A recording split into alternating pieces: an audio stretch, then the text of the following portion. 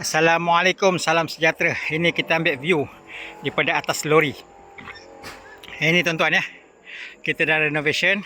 Alhamdulillah, bumbung belum disiapkan, tapi kita dah mula bawa masuk lori. Ini lori yang terakhir tahun ni, sebab korban akan kita laksanakan 7 hari bulan 6.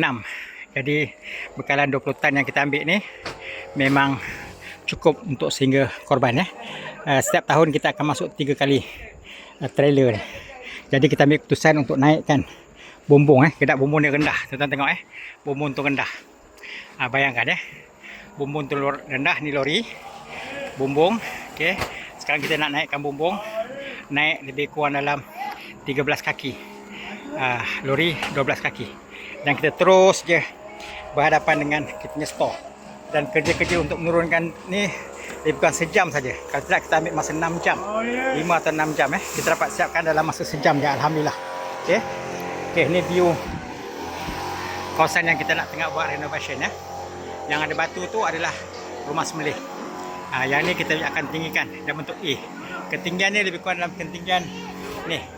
Ketinggian lebih tinggi pada bumbung kanan lembu ni. Okey. Alhamdulillah. Ini gambar-gambar lembu kita. Gambar lembu kita daripada lori Alhamdulillah. Doakan tuan-tuan. Lembu kita ada berbaki lagi 40 ekor. 40 ekor. Mari. Boleh order, boleh booking. Alhamdulillah.